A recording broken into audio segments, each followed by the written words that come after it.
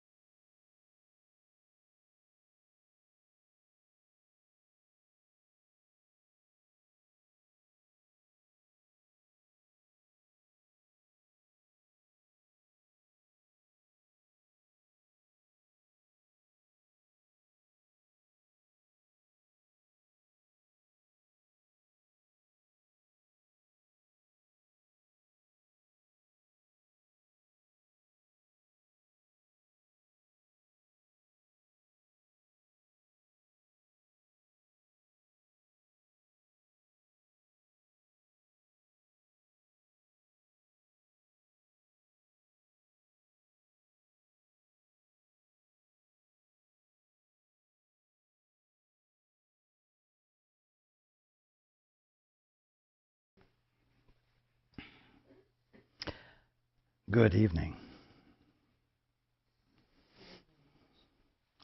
And welcome to everyone who's joining us on the internet.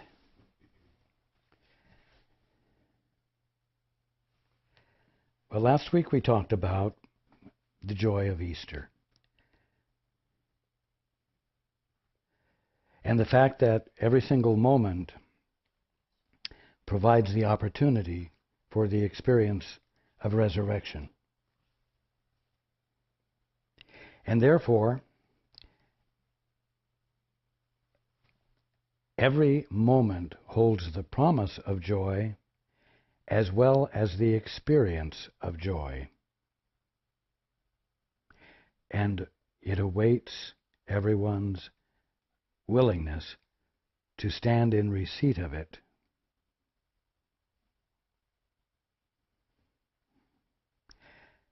Tonight, we're going to discuss some of the ways in which the experience of it is kept at a distance. And we're beginning a new section entitled Shadows of the Past.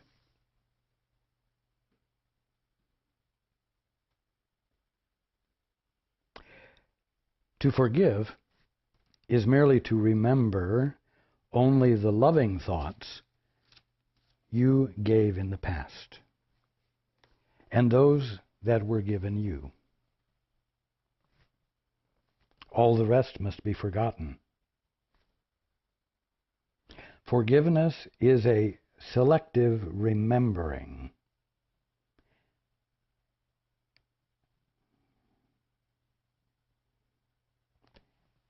Easy thing to do, you might think. Oh, just selective remembering. But there's a key here. There's an element that is absolutely essential, and as it happens, it's part and parcel of the two-step of the holy instant. Forgiveness is a selective remembering based not on your selection. In other words, resurrection will not occur as a result of your consciously choosing to remember this, that, or the other thing, whether you might pick correctly or not. It's selective remembering that happens as a result of your saying, Father, what is the truth here? Holy Spirit, what is the truth here? Father, share with me your perspective, that it might illuminate my perception with what is real instead of what I have believed it is. you see. You don't know the difference between what is real of what you're seeing and what is distortion that you've introduced into the picture. And so therefore, you simply can't rely upon yourself to make the decision between truth and illusion.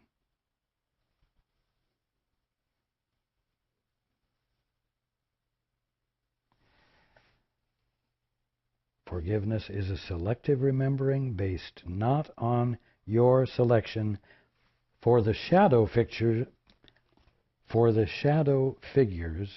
you would make immortal are enemies of reality. Shadow figures. And again, what is this section? Shadows of the past. Shadow figures. The shadow figures you would make immortal are enemies of reality. Well, what are shadow figures? What are shadow figures?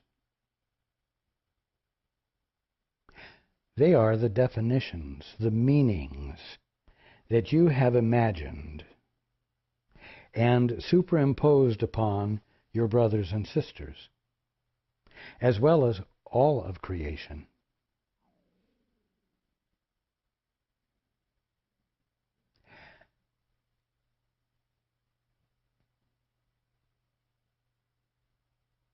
Concepts and beliefs about your brothers and sisters that you have superimposed upon them. Be willing to forgive the Son of God for what he did not do. The Son of God, the daughter of God, did not do what you imagined he or she did.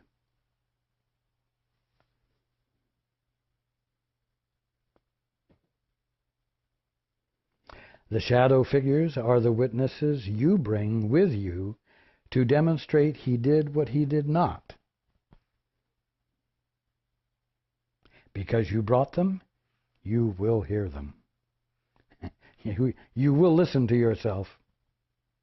And you who kept them by your own selection do not understand how they came into your minds and what their purpose is. So let's talk about this for a minute. Where did these shadow figures come from, and what is their purpose? Well, to answer that question, we have to go back to the beginning, don't we? We have to go back to that point where you said, Father, I'd rather see it my way. Father, I'd rather determine what this is. Father, I want a divorce.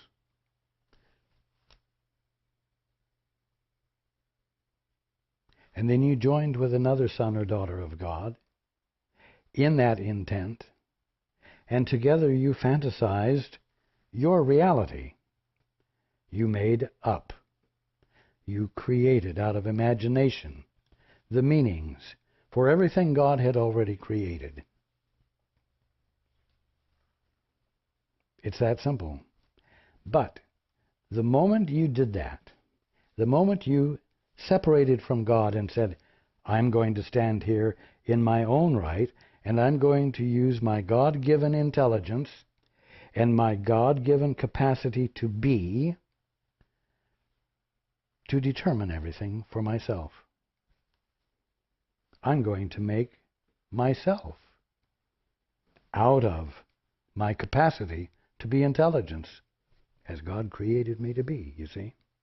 But when that happened, the big surprise was that, as we've discussed before, two elements came into the picture: fear and guilt.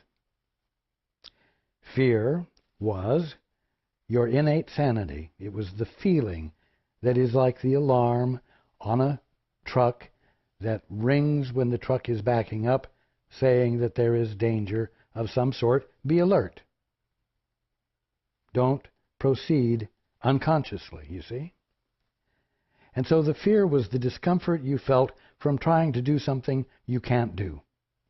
You were trying to be independent. You can't do that. You can't succeed at doing it.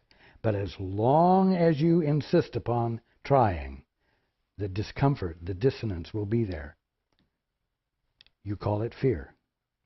And then it occasions guilt, you see, because you are attempting to do something you can't do, but you believe you can, and in that belief you are wrong. So you are engaging in actively being wrong, you see. Well, there is a God. There is truth. And so you're not going to be able to try to do the impossible without this feedback. You're simply not.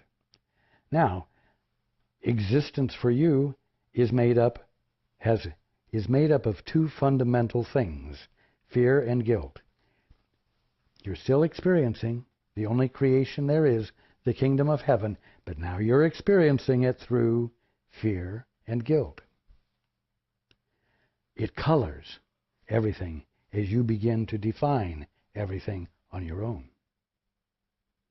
And so your definitions embody whatever degree of fear or guilt is being experienced at the time that the meanings are being given. Because there is fear, you know there is danger. Where is the danger? Why, it's in creation itself. It's in the only thing you have available to you to have a concept about, to create a definition of, to create a shadow figure about.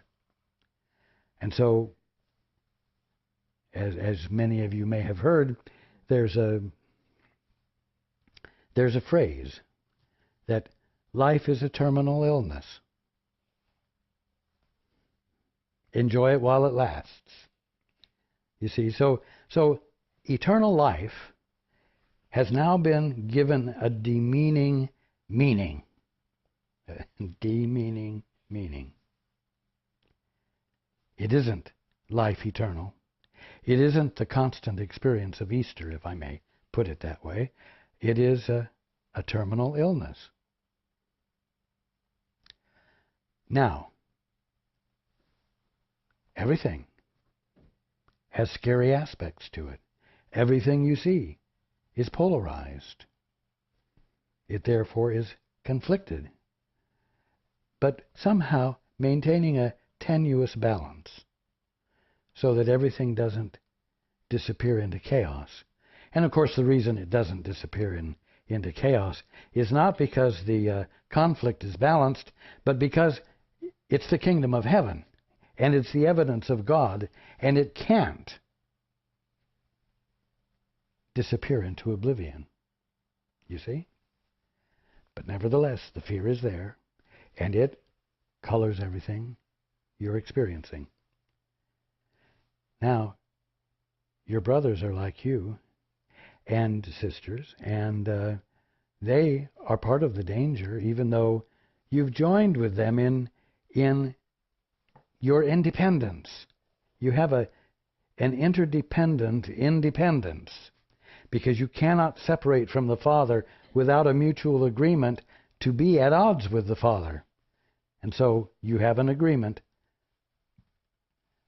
to be independent. And you each confirm the other's independence, even though the confirmation states absolutely that you're dependent. And you are depending upon each other to help maintain this distance, this from God, this unconsciousness of your holy relationship with God and with each other. You see? So these shadow figures are the meanings that you apply to the kingdom of heaven, and that you started applying the moment you got your divorce, the moment you said, Father, I'd rather do it my way. You see?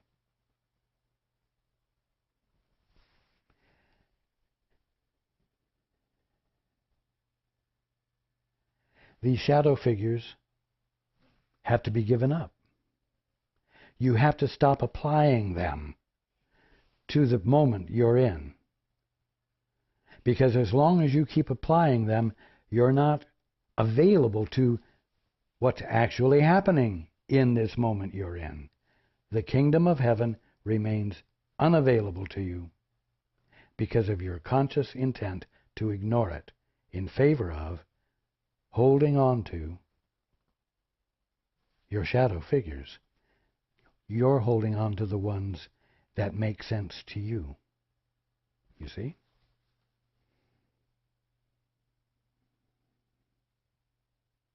They, the shadow figures, represent the evil that you think was done to you. You see? The simple fact is you're the one who said, Father, I'd rather see it my way. And that very intent acted upon brought the experience of fear and guilt into your experience. It's nobody else's fault. But because everything has become polarized by fear and guilt in your mind, you assign the evilness to the things out there. Your brother, your sister. And then you hold them to that. And because they're in the same boat, because they agreed to do this with you, they're likely to believe you. And they're likely to feel threatened by you and the stance you're taking relative to them. And so now you have to work out an uneasy truce together. And that's life. But it's not real life. It's you and your brothers all responding to and acting in relationship to shadow figures. Pictures you're each entertaining about each other that are false because you can't see the truth about each other when you've said, Father, I'd rather define it my way. The only way you can see it is through fear. It's really very simple.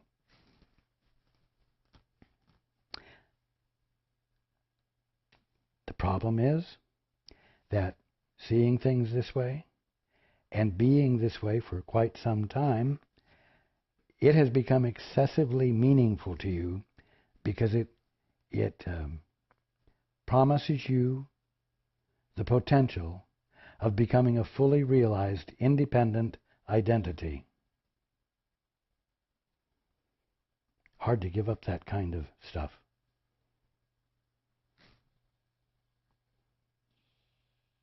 They, the shadow figures, represent the evil that you think was done to you. You bring them with you only that you may return evil for evil, hoping that their witness will enable you to think guiltily of another and not harm yourself. You see, as long as they can be guilty, as long as you can identify them as the guilty ones, responsible for your lack of ease, your fear, it saves you from having to look at the fact that you made a decision to try to see things by yourself, something you cannot do, and that the attempt is what has caused your whole experience to seem to be at odds with you, or potentially at odds with you. You see, as long as you can point out there, you will overlook what really caused it, and you will deprive yourself of discovering the holy instant, which is the place where you abandon that stance.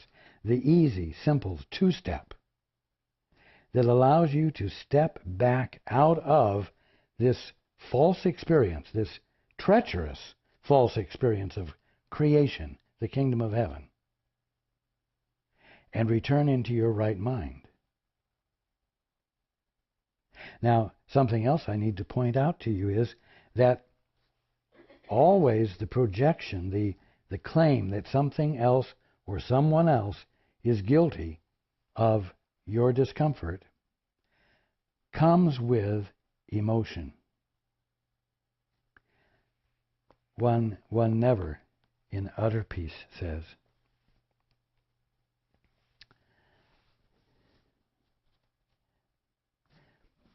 this pain I'm experiencing was caused by Joe.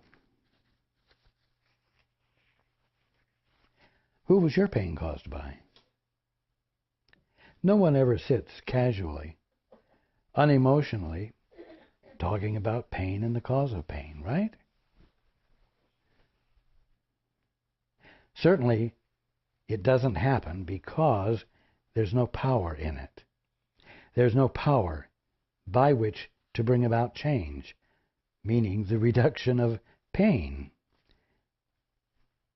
You simply are unable to be dispassionate about fear and pain and guilt. You all enjoy feeling your emotions.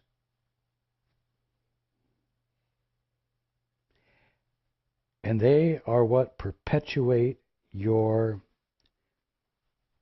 remaining in the human condition, the orphanage.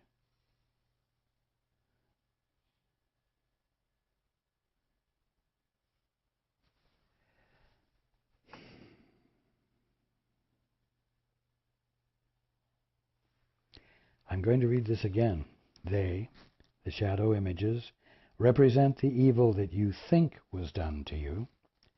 You bring them with you only that you may return evil for evil. There's where you get balance and an edge and reinforce your power. That you may return evil for evil, hoping that their witness will enable you to think guiltily of another and not harm yourself. They speak so clearly for the separation that no one not obsessed with keeping separation could hear them.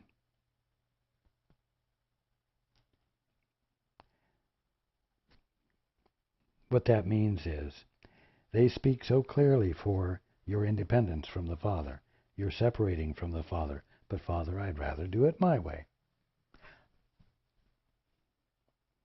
I'm going to be your son. I'm going to be your daughter and use the skills and capacities you have embodied in me to copy you and be a good representative or offspring that you can be proud of. But in order to do that, I'm going to forget that you are my Father and whether you're going to be proud of me or not, and I'm going to embark on this adventure. So, they speak so clearly for the separation that no one not obsessed with keeping separation could hear them. There's just no way that you could make sense out of the attempt to bring order where there is disorder by not handling the cause. Only someone obsessed with something unobtainable, like independent selfhood, could hear that there's a possibility of becoming independent by not recognizing what is causing the discomfort, the fear, the polarization, and the challenge that causes you to see life as a terminal disease. So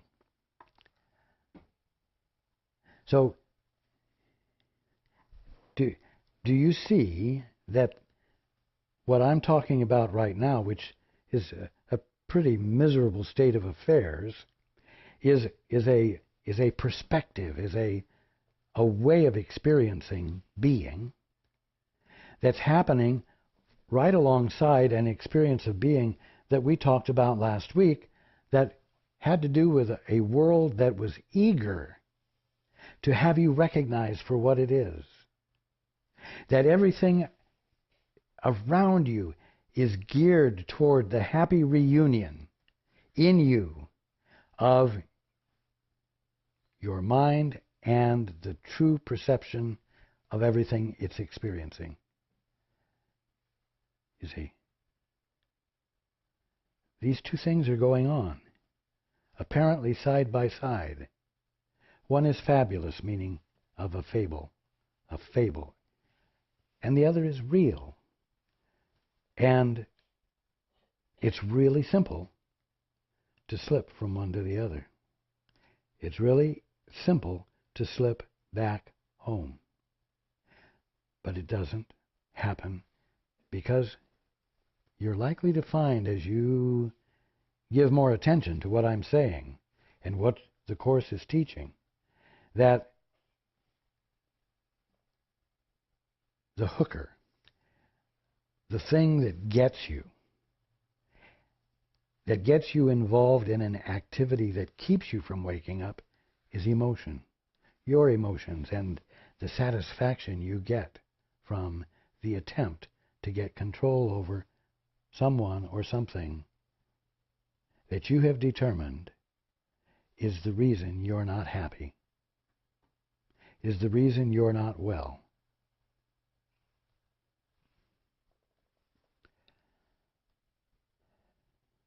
They, the shadow figures, offer you the reasons, in quote, the reasons why you should enter into unholy alliances which support the ego's goals and make your relationships the witness to its power. Well, if I can get so-and-so to agree with me, if I can get someone to acquiesce to what I want and what will make me feel really good, it's worth trying for. And I will find ways to sucker him in.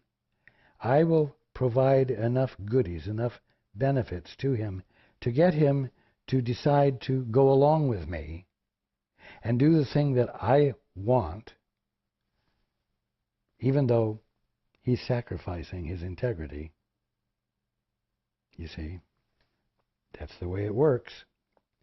They offer you, the shadow figures offer you the reasons why you should enter into unholy alliances which support the ego's goals and make your relationships the witness to its power. It is these shadow figures, your definitions, keep that in mind. It is these shadow figures which would make the ego holy in your sight. By damn it, that's true.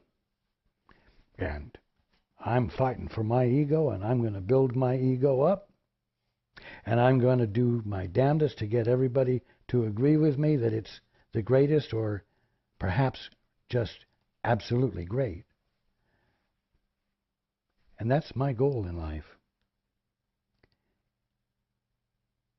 It is these shadow figures which would make the ego holy. In other words, worthwhile. The thing to claim and hold on to relentlessly without ever giving it up, which would make the ego holy in your sight and teach you what to do to keep it safe, is really love. Let me read it again. It is these shadow figures which would make the ego holy in your sight and teach you what you do to keep it safe is really love.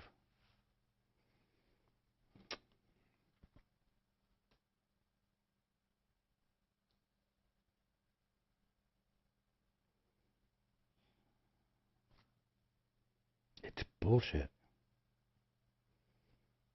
And it's a good time to use that word because we're sort of talking in holy words, even though we're talking about the unpleasantness of denying your holiness. But you know what? To convince your brothers or sisters that for them to sacrifice their integrity to help you, for the sake of getting a few benefits, to teach them that that is love, and to believe that that's love, because after all, if they will acquiesce to you, you will truly be able to help them. You see? But if you have caused them to sacrifice their integrity, it can't be love.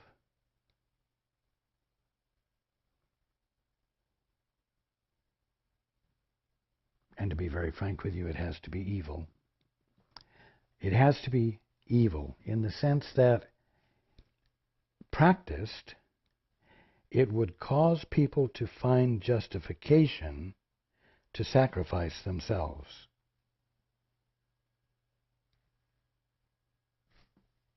That's an excellent definition of evil.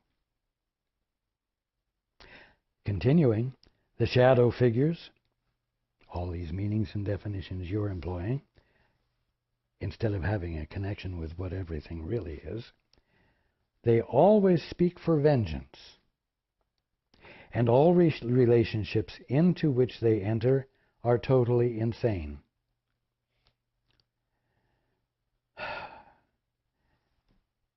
These seem to be very strong words, but they're simply true.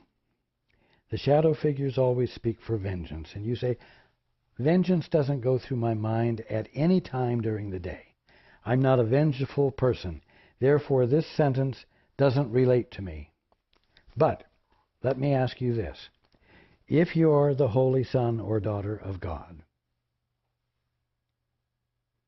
but you think that you're just a creature, an organism on the face of your planet that came out of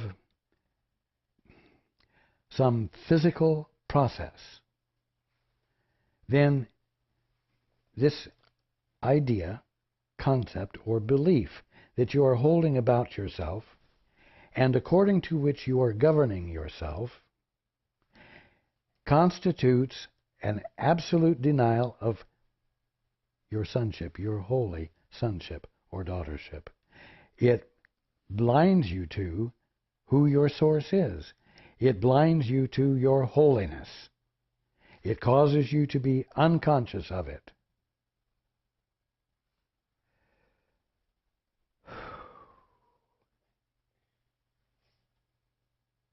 Isn't that vengeful? Isn't that awful? Isn't that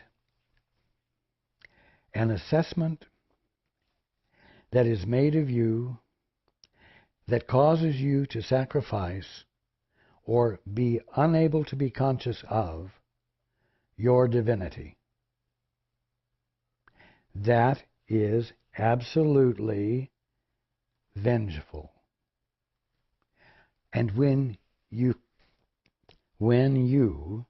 apply that perspective to your brothers and sisters or your world, and you say, it's not the kingdom of heaven, it's a material world and universe, I'm sorry, you are denying its holiness.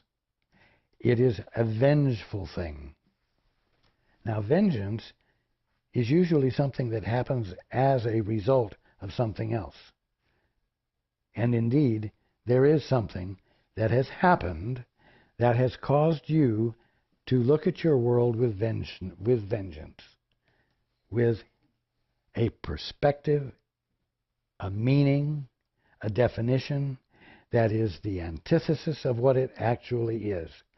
And that which has caused you to do that is the act you engaged in initially of separating from the Father.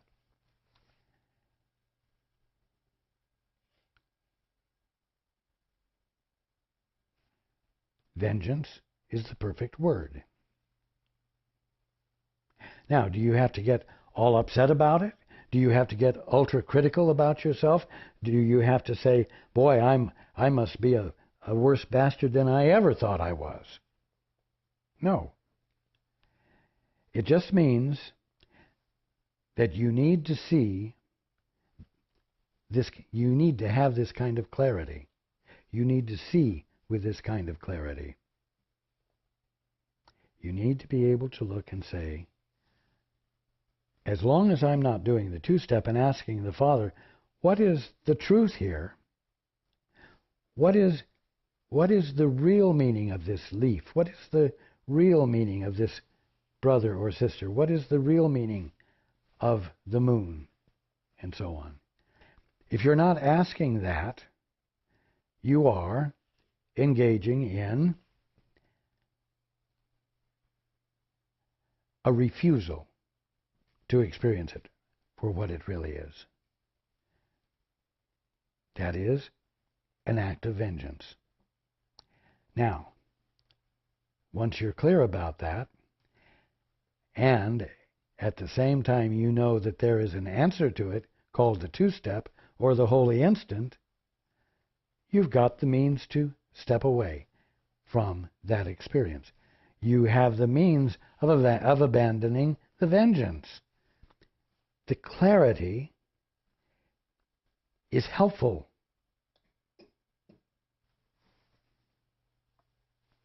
Even though the words express a truth that could seem to be a judgment upon you. Don't get sidetracked. See it for what it is, so that you might more easily say, in this moment, this moment, this moment, Father, what's the truth here? Holy Spirit, what's the truth here? Father, what's the real meaning of this and the real meaning of this? You see? That's all.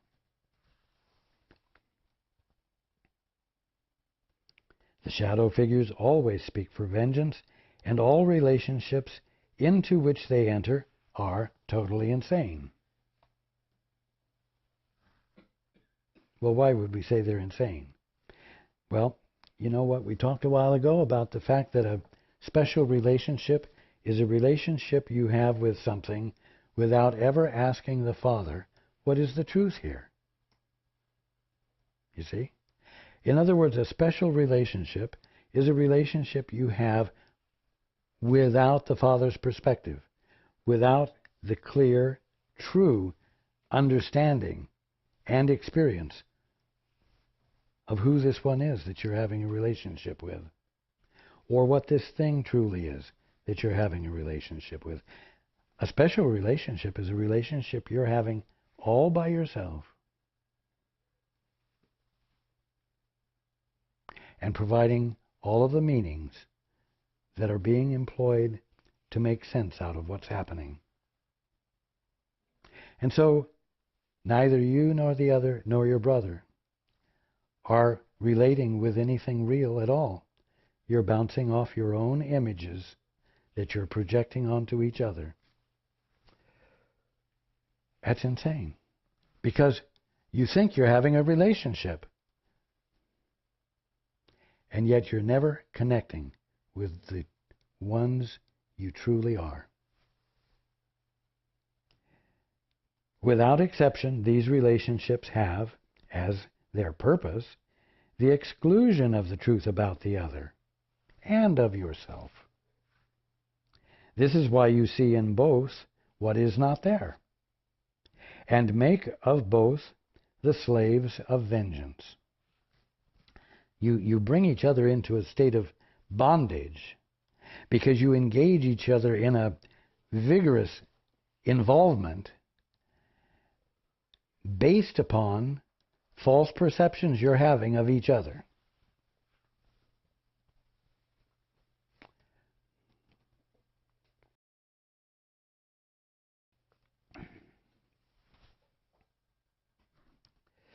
You see? This is why you see in both what is not there, and make of both the slaves of vengeance, and why whatever reminds you of your past grievances, no matter how distorted the associations by which you arrive at the remembrance may be, attracts you and seems to you to go by the name of love. You see? You refer to it, these relationships, as love-hate relationships, and love-hate relationships can be looked at as though they're all some form of love.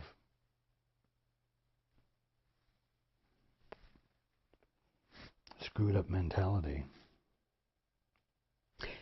And finally, why all such relationships become the attempt at union through the body. For only bodies can be seen as means for vengeance. That bodies are central to all unholy relationships is evidence Your own experience has taught you this. But what you do not realize are all the reasons which go to make the relationship unholy.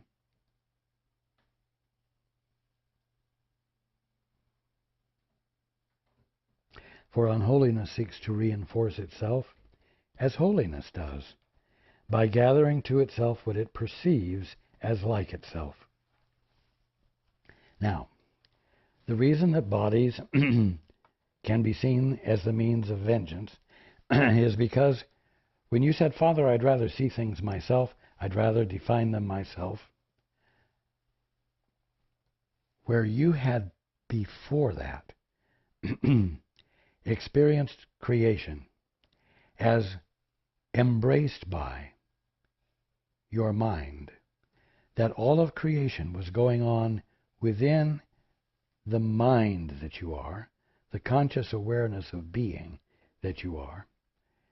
Once you got the divorce, all of a sudden, surprise, surprise, you lost the infinite perspective,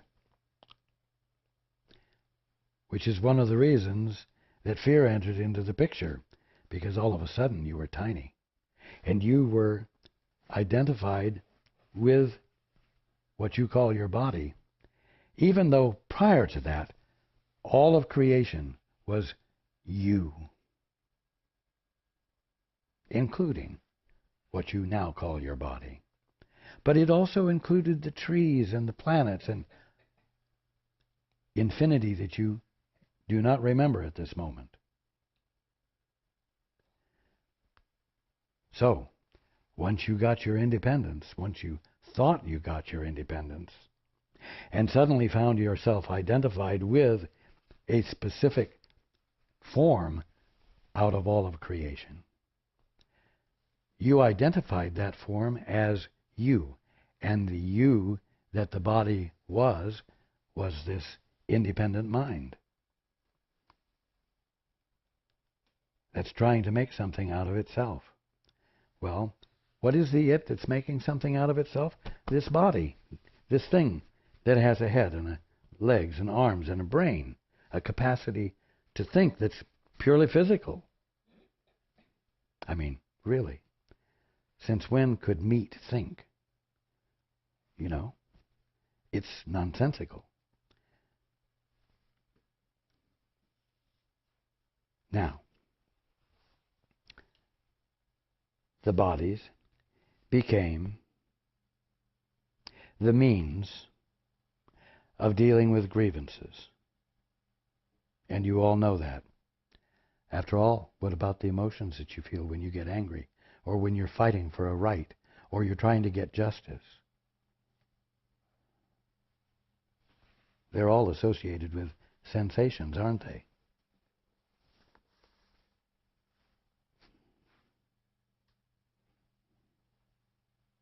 That bodies are central to all unholy relationships is evident. Your own experience has taught you this. But what you do not realize are all the reasons which go to make the relationship unholy. For unholiness seeks to reinforce itself, as holiness does, by gathering to itself what it perceives as like itself. In the unholy relationship, listen to this, it is not the body of the other with which union is attempted, but the bodies of those who are not there. What do you suppose that means? It means the bodies of those whom you have conceived as, well, let's say black, and maybe not fit to be a president. There you go.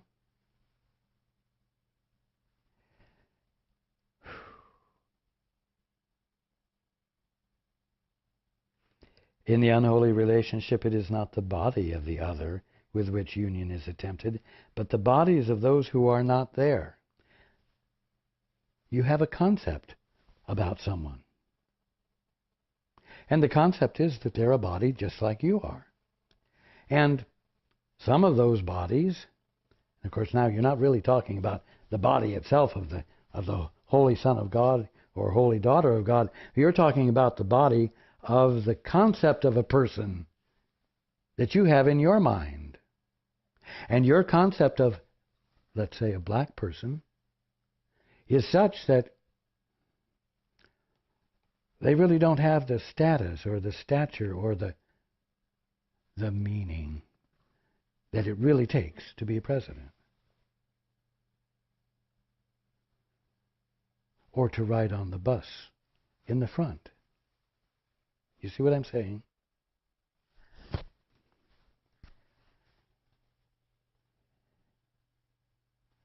In the unholy relationship, it is not the body of the other with which union is attempted, but the bodies of those who are not there, the bodies of those that each of you have conceptualized and put in a category,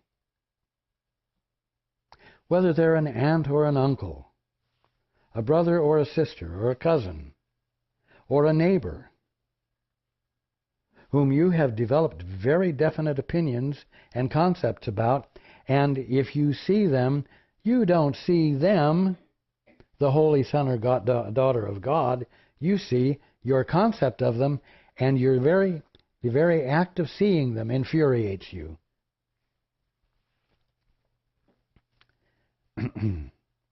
It is insane. So again, I'm going to read this.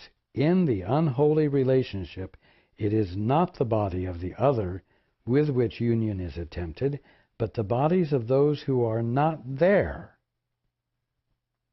Even the body of the other, already a severely limited perception of him, is not the central focus as it is or in its entirety. What can be used for fantasies of vengeance and what can be most readily associated with those on whom vengeance is really sought are centered on and separated off as being the only parts of value. Well, he was my friend, but he did something, and now he's not my friend. He did something that I can't tolerate.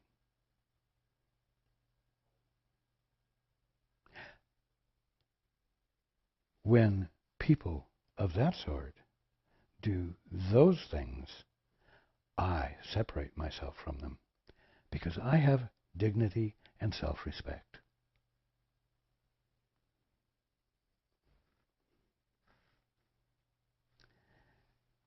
There was no connection there with an individual, the Holy Son or Daughter of God. There wasn't even a connection with whoever that individual believes he is. You had a monologue. You had a private experience that you fooled yourself into believing was about your brother. And yet you just spun around in your own private fantasy, which has to inevitably leave your brother or sister at a complete loss because no connection with them has been made. And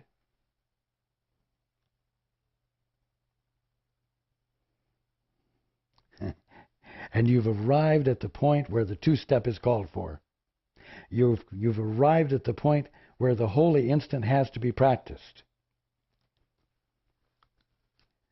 Every step taken in the making, the maintaining, in other words, the creation, the making of your fantasy, the making of your definition or meaning that you're applying to someone else.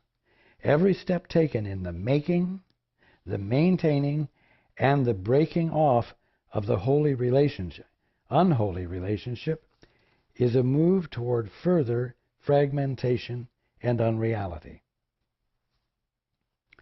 How can you tell? Well, does doing that cause you to be any closer to saying, Father, what's the truth here? Does any of that put you closer to a moment where you can have an aha experience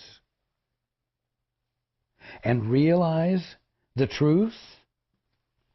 No. And because it's engaged in with feeling, it inevitably moves the unholy relationship toward further fragmentation and unreality. The shadow figures enter more and more, and the one in whom they seem to be decreases in importance.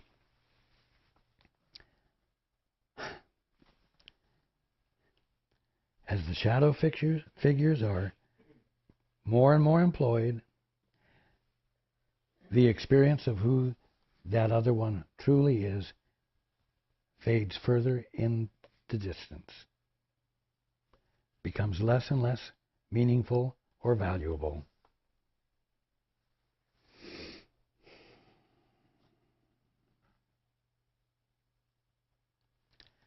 That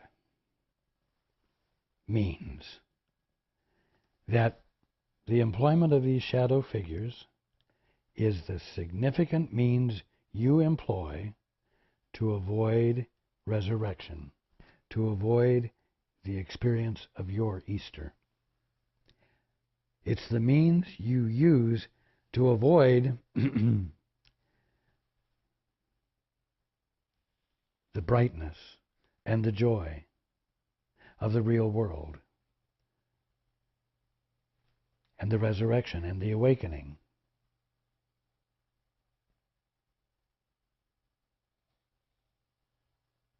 So be willing to look at yourselves soberly,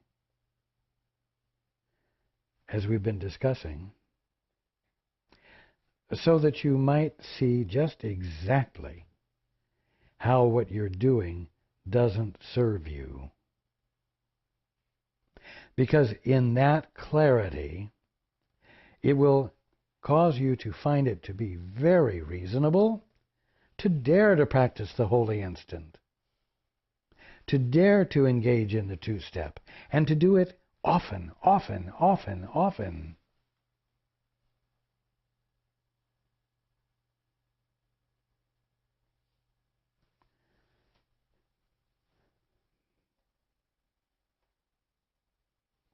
We talked about the fact that resurrection means actual change. And it means that you're going to experience an actual change whereby you let go of the shadow images, whereby you let go of the memories that don't serve your awakening, where you willingly let go of everything that doesn't express love or doesn't show forth the love that you have expressed during your lifetime, so that the truly loving things that you have done and the truly loving things that have been done to you stand alone, giving you an undistorted, clear experience of reality, which, because it is unconflicted, allows for a spontaneous expansion of that clarity beyond just the things you did that were loving and things that were done to you that were loving, so that all of creation becomes embraced in that clarity of love. Now, I promise you, and I will keep saying this over and over, that awakening will be spontaneous. You cannot work it. You cannot make it happen. And that's the good news. Don't think that because you can't make it happen, it'll never happen for you. Indeed, the minute you stop trying to make it happen, the minute you begin to genuinely say, Father, what is the truth here? And the minute you stop being discouraged because all the times that you've said it haven't caused you to experience it yet, it will spontaneously happen.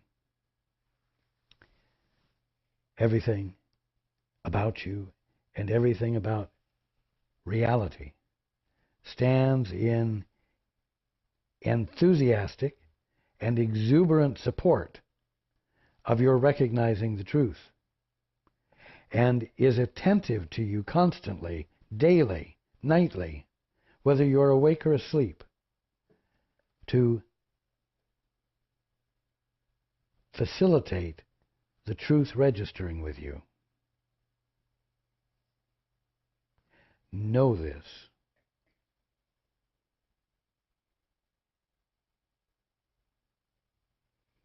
During this coming week, I'm going to ask you to be particularly attentive to the rising up of emotion in you as a means of getting control of a situation so that you might squelch it instantly. Because remember, when you're doing that, you are identified as a body that isn't recognized to be part of creation, but just you in all of your importance. And because the sense of self that is identifying itself that way is an orphan, a self-declared orphan, its perspective is false and is colored by fear and guilt. And therefore, everything it engages in is an act of vengeance, which will hurt you by keeping you ignorant of what you would discover if you practiced the holy instant. That's the simple clarity. I love you all. And I look forward to being with you next week.